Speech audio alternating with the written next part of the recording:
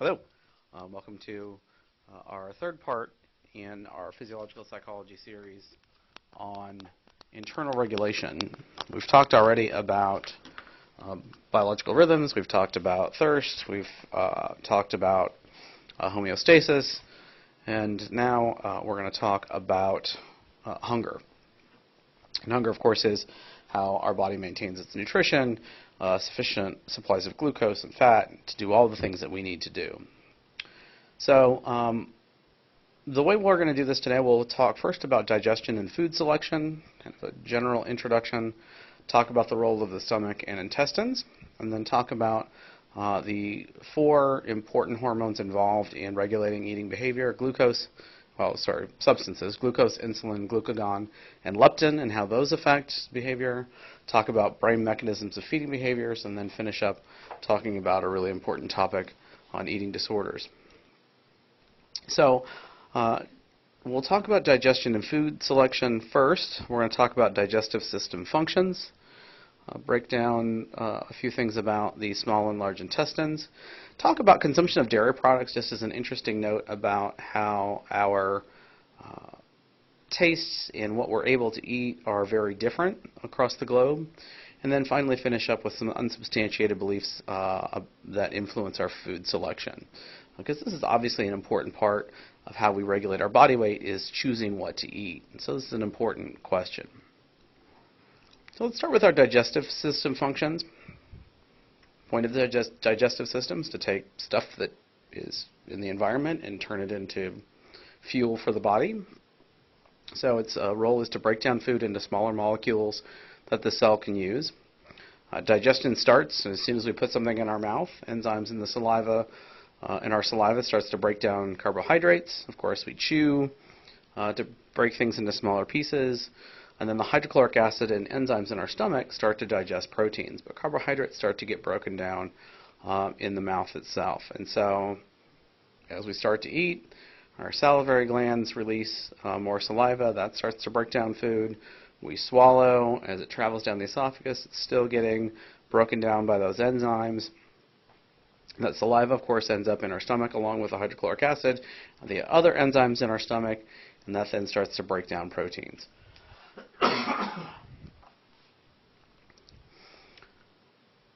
Following the stomach are the small and large intestines. The enzymes in the small intestine start to digest proteins, fats, and carbohydrates. Digested food then gets absorbed into the bloodstream. This is where we get most of our nutrients from. The large intestine absorbs water and minerals from what we have eaten or had to drink. It also lubricates the remaining materials to pass out as feces. So the small and large intestines have very important roles to play in digestion. As we start breaking down material that we've consumed, it starts to get broken down in the saliva, then in the stomach, then in the small intestine, and then the large intestine just simply tries to absorb out as much water as possible and potential minerals that are left over in material.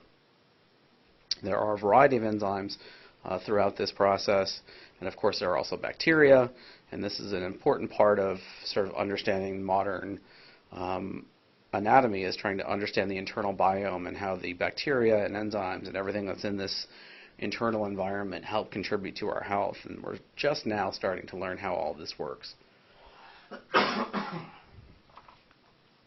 So one of the interesting things about this whole system is a peculiar phenomenon related to consumption of dairy products. At the age of weaning, most mammals lose the intestinal enzyme lactase, which is necessary for metabolizing lactose. And so we are actually the only species that consumes dairy products after we've been weaned from our mothers.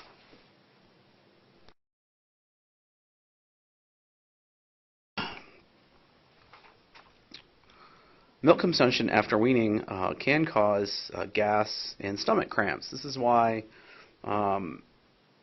your cat should not drink milk, but a kitten can, because kittens are right at that point that they still have lactase and will continue to be able to process it.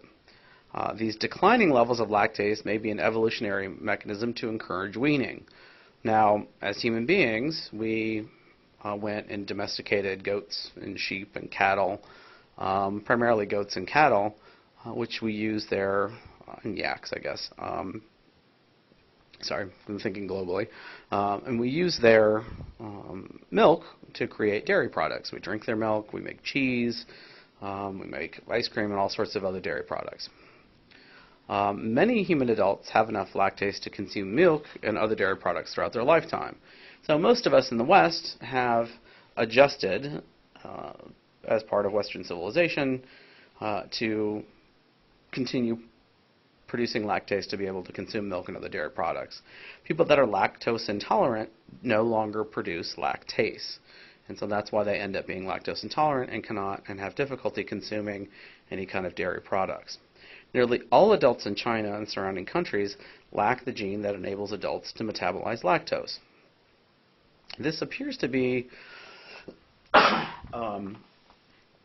sort of rapid epigenetic change in how Western societies evolved, because we've domesticated, sort of had a different history of civilization of domesticating cattle and goats and whatnot and consuming dairy. So if you look across other parts of the globe, there are higher and lower percentages of people who can actually drink milk. And you can see that most of Asia has difficulty consuming milk, and also significant parts of Africa. But you'll notice the Middle East has pretty significant proportions of people who can drink milk. And this is, of course, from the United States and European perspective, this is sort of where our civilization arose from, was out of Mesopotamia, where goats were domesticated. And so that change, you can see, sort of tracks the sort of old trade routes. And in fact, most of these areas in Europe and even these parts of northern Africa have very sort of common roots. And of course, all of North America and most of what we now consider Central and South America is also quite a bit of that is still people from moving over from these areas. Of course, they're indigenous people to both areas. But what you can see is this sort of change in consumatory behavior that sort of tracks along things like trade routes. It's just, to me, a really interesting part of understanding cultural differences in eating. So, last thing I want to talk about are some unsubstantiated beliefs that influence food selection. Here's where we have a lot of myths, a lot of difficulty trying to separate fact from fiction. So beliefs about health benefits and costs are, of course, not always based in fact. There are plenty of things that we have beliefs about that aren't based in fact at all. Sugar does not increase hyperactivity. Turkey on Thanksgiving does not make you sleepy. Fish, however, is good for you. So that's one of these beliefs that you can actually take to the bank. There's a lot of science still in the works in terms of what we should and shouldn't be eating, what helps our biome and what doesn't, and there's a lot of work to be done in this area.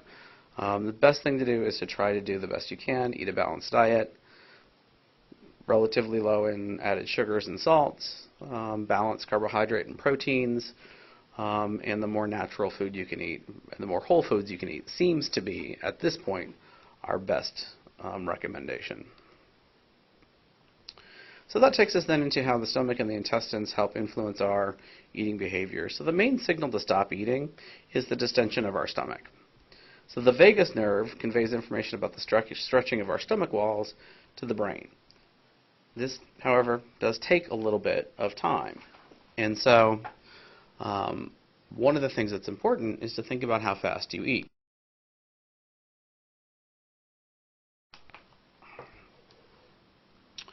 So the vagus nerve provides that information about stomach distension, and the splanchnic nerves convey information about the nutrient contents of the stomach.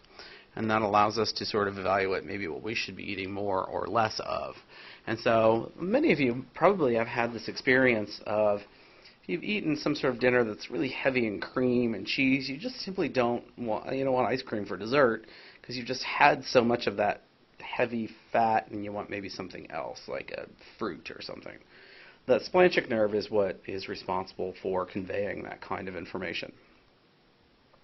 The duodenum is a small part of the small intestine. This is sort of the site of the initial absorption of significant amounts of nutrients. As the duodenum distends, this can also produce feelings of satiety, make us feel full and that we no longer need to eat. So one of the things that's important is also to think about the amount of time it takes for this all to happen. The duodenum also releases the hormone cholecytokinin, which helps to regulate hunger. So that, of course, is then going to take some time to travel from the duodenum up to the brain to make us feel full.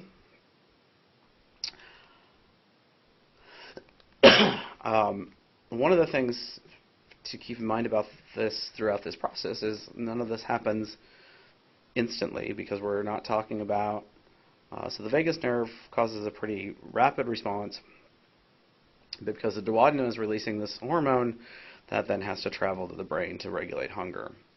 So CCK released by the duodenum regulates hunger by closing the sphincter muscle between the stomach and the duodenum and causing the stomach to hold its content and fill faster. That then, of course, causes that stretch. That causes the vagus nerve to say, hey, stop eating.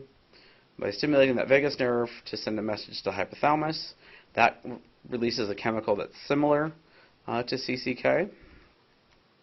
So the sort of take-home message from a user perspective is to think about how rapidly we eat, and not necessarily simply eating until you feel full, but eating, seeing how it goes, and then deciding whether or not to eat more. And that's really an important part of this, because you'll start to feel full after the time that you're actually full. And I think we've all had that experience, that Thanksgiving Day, when we eat quickly, or we just pay no attention to the signals our body are telling us, and we just keep eating. Excuse me. And so we can feel overly full and just almost sick because we've eaten so much. So eating more slowly, eating quickly, it's not great for you. I tend to eat fast myself. The biggest thing is to eat a portion of food, like what you should be sort of a normal portion for you. And probably if you're struggling with weight, cut that portion back. Eat that, and then wait. So don't just keep eating. You need to eat a meal and then let it sit for a bit and before you decide to eat more. It's really one of the simplest things to do.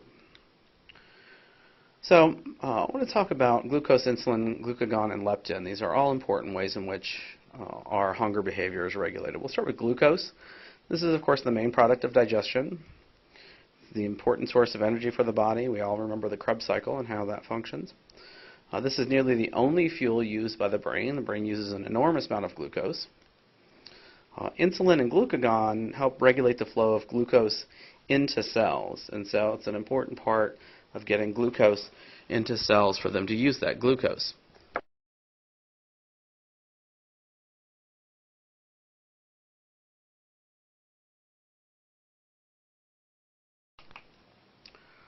So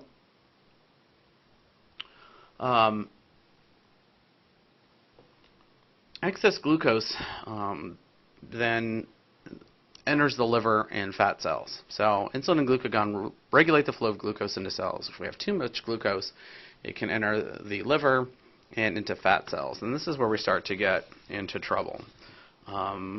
This excess glucose can create what's called fatty liver. And of course, then you can increase the size and number of fat cells. Insulin is the pancreatic hormone that enables glucose to enter a cell. This is an incredibly important part of how our body functions. So after a meal, what happens is your blood glucose levels will actually fall. Insulin levels will drop. Glucose then starts to enter cells more slowly. And hunger can actually increase. And the pancreas releases glucagon. And then we can start getting regulation of that glucose level, But one of the things that happens right after we eat is our blood sugar will actually drop. And we can actually feel hungry right after we've eaten, especially if we haven't eaten in a while. And I think probably some of you have had this happen where you're like, I just ate, how is it possible that I'm hungry? Just wait a minute, let things settle. Type 1 diabetes is caused by loss of the interstitial cells that produce insulin. And what happens with type 1 diabetes is cells can no longer use glucose. And so people who have type 1 diabetes don't tend to gain weight because all that glucose just leaves their system. And so this can be particularly problematic. But here's a look at how insulin and glucagon have this feedback system. So we eat, blood glucose increases, and insulin level release increases. Insulin helps glucose enter cells for use or storage, and hunger decreases. Blood glucose levels then decline, and insulin levels decrease. And then we get hungry again.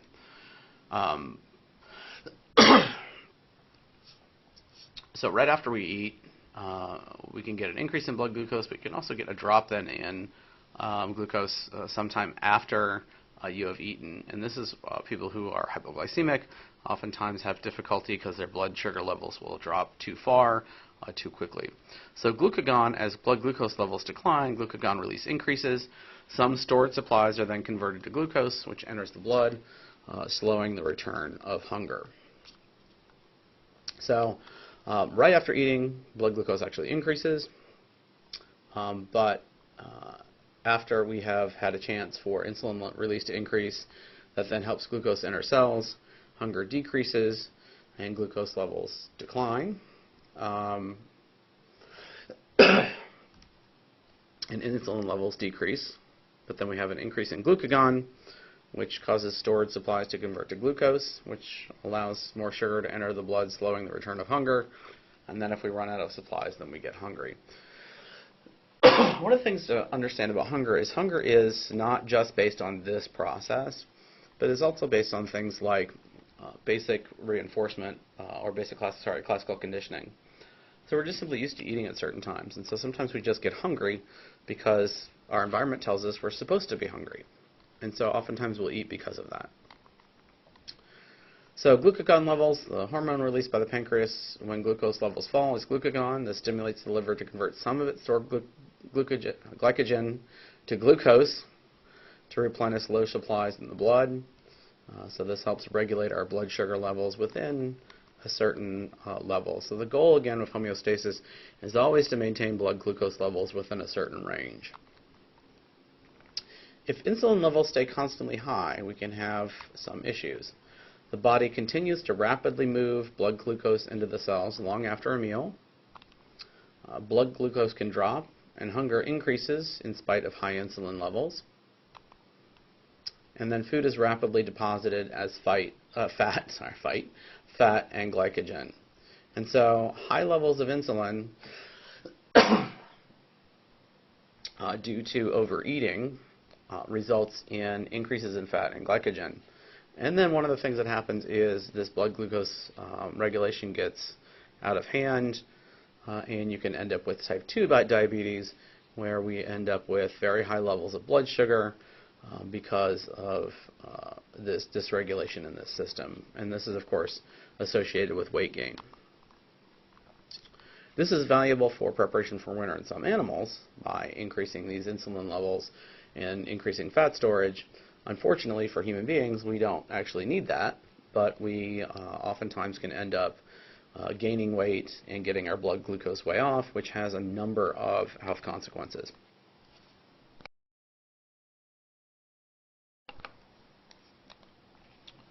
So here's a little summary of how high insulin levels affect feeding. So we eat, blood glucose increases, insulin levels are high, insulin helps glucose enter the cells, hunger temporarily decreases, blood glucose starts to decline, but insulin levels do not, and so we get a rapid return of hunger. And so this is one of the things that can get dysregulated in people who are highly obese. So in people with type 1 diabetes, insulin levels remain constantly low, but blood glucose levels are high. This is very different from type 2 diabetes, which is sort of used to be called sugar diabetes. But basically that's caused by high levels of blood glucose due to diet and fat levels and body composition. Type 1 diabetes is due to loss of the interstitial cells or lack of interstitial cells in the pancreas.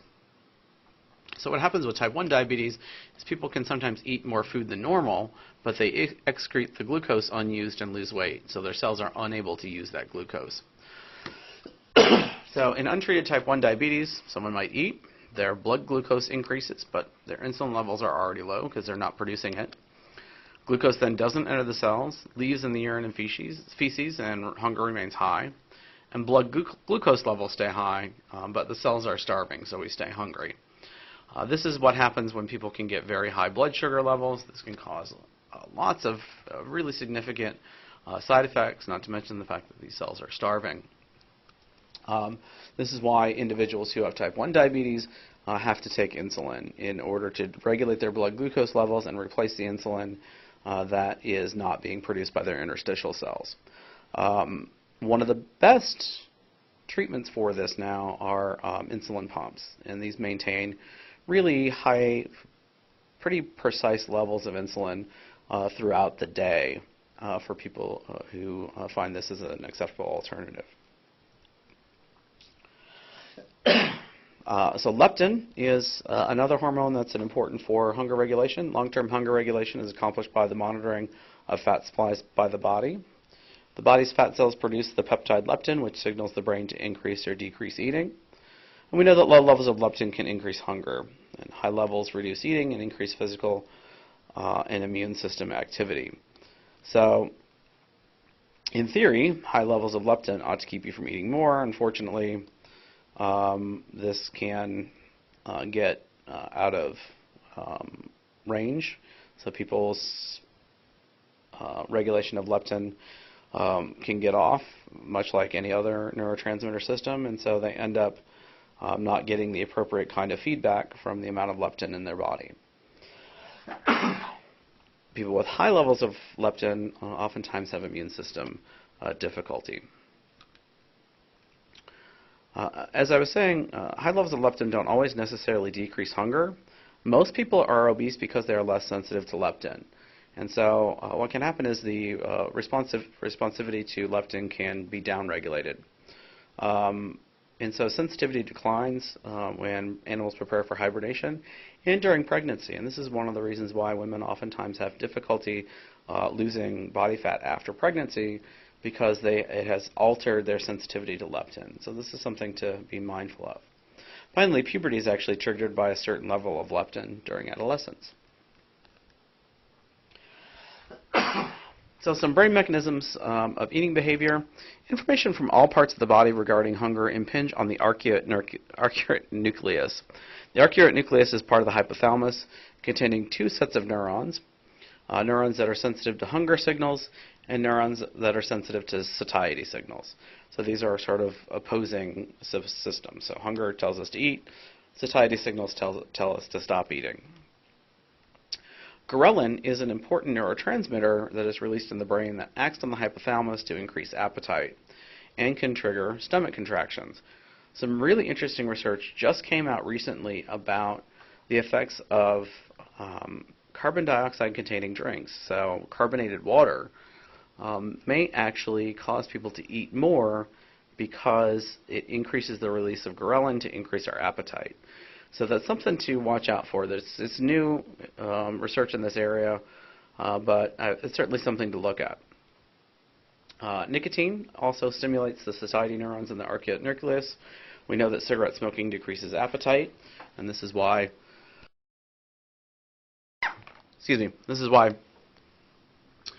cigarette smokers tend to have lower appetite. The input to the satiety-sensitive cells of the arcuate nucleus signals of both long-term and short-term satiety. So the satiety-sensitive cells in this area get signals of both long-term and short-term satiety. Distension of the intestine triggers neurons to release CCK. Blood glucose stimulates satiety cells. as well, and body fat releases leptin, which also then has effects in this area. So all of these things that we've talked about impinge on the arcuate nucleus to try to affect whether or not we actually eat or eat more. Output from the arcuate nucleus goes to the paraventricular nucleus of the hypothalamus. This is part of the hypothalamus that inhibits the lateral hypothalamus, an important area for eating. Axons from the satiety-sensitive cells of the arcuate nucleus deliver an excitatory message to the paraventricular nucleus, causing the release of melanocortins. Melanocortin is a chemical important in limiting food intake. Deficiencies of this receptor lead to overeating. So this is a really important potential area that we can look at for trying to figure out why people may overeat. Input from the hunger cells of the arcuate nucleus inhibits the paraventricular nucleus, which in turn inhibits the lateral hypothalamus. So much like many of the other things we've talked about when talking about the brain, this is a complex system of inhibition where hunger cells inhibit the paraventricular nucleus, which inhibits the lateral hypothalamus, which is an important area for eating. So keep that in mind, that this is a complex bit of brain chemistry, a complex bit of brain areas, and understanding each sort of piece in this process is an important part of this. So the lateral hypothalamus is important for feeding-related functions. It controls insulin secretion by the pancreas. It also alters our taste responsiveness. Stimulation of the lateral hypothalamus can increase our drive to eat, whereas damage to this area can cause aversion to food.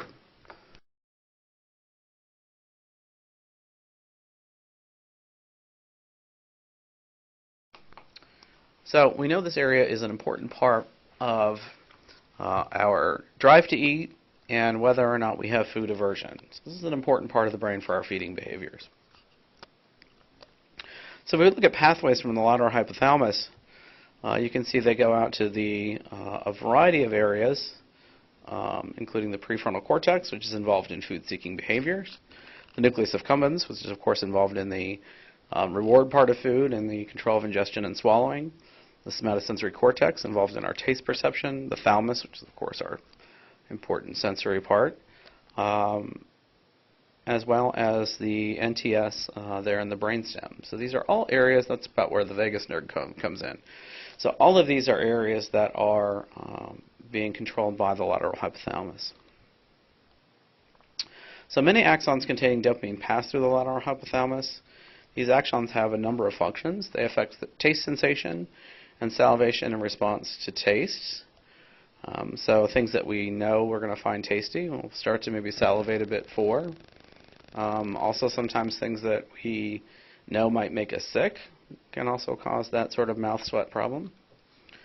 They cause cortical cells to increase their response to taste, smell, or the sight of food.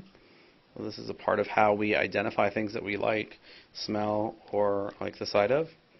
They also increase the pituitary gland's hormone secretion that increases insulin secretion. So the lateral hypothalamus is a really important part of understanding our food and eating behaviors. Finally, they help control our digestive secretions, acid, salivation, enzyme secretion, etc. There are also medial areas of the hypothalamus that are involved, but the output from the ventromedial hypothalamus is part of what inhibits feeding. Damage to this causes overeating and weight gain. Rats will eat normal-sized meals, but will eat more frequently if you cause damage to this area. And you'll also get oddly increased stomach motility. That is, the stomach empties faster than normal. So this is an important part of both eating behavior and digestive behavior. So by emptying the stomach faster than normal, you're likely to get less nutrients out of that food. So a quick summary of how hypothalamic lesions affect behavior. The preoptic area, you get deficits in physiological mechanisms of temperature regulation. In the lateral preoptic area, we get deficits in osmotic thirst, partly due to damage to cells and partly to interruption of passing axons. In the lateral hypothalamus, we get undereating, weight loss, low insulin levels, underarousal, and underresponsiveness. In the ventromedial hypothalamus, increased meal frequency, weight gain, and high insulin levels. And the paraventricular nucleus, increased meal size, increased carbohydrate intake during the first meal of the day and the active period of the day. So these are all areas involved in this internal regulation that we've been talking about. Temperature regulation, thirst regulation, and eating regulation are all controlled by the hypothalamus. So I want to turn now to talk about eating disorders. The availability of tasty, high-calorie foods makes us obese, as well as animals. And we tend to find other rewards less rewarding if we are sort of food-centric. Psychological distress, I want to say, does not cause weight gain, but can cause people to substitute food for other kinds of rewards. A high-fat diet before birth can actually result in the offspring being born with a larger than average lateral hypothalamus. So when we talk about people and their weight and obesity, oftentimes we're talking about things that are so far beyond their own control because this has started before they were even born. So diet during pregnancy is actually an important part of potentially maintaining appropriate eating habits. Let's talk a little bit about genetics and body weight. Thin parents tend to have thin children. Heavy parents tend to have heavy children. Of course, that's not entirely genetic. People with a mutated gene for the receptors for melanocortin tend to overeat because we know melanocortin is responsible for satiety. Melanocortin is actually involved, the regulation of melanocortin is involved in people with red hair, which is why oftentimes people with red hair, you tend to see less obesity in individuals with red hair. And I'm guessing it's probably related to this melanocortin gene. Prader-Willi syndrome is a genetic condition marked by intellectual disability, short stature, and obesity with high blood levels of ghrelin. And so this is a condition where that high level of obesity is probably caused by those high levels of ghrelin. Syndromal obesity is obesity caused by a medical condition. Of course, obesity is a huge problem in the United States. We have dramatically increased levels of obesity. Single gene mutations only seem to account for about 5% of cases of severe obesity.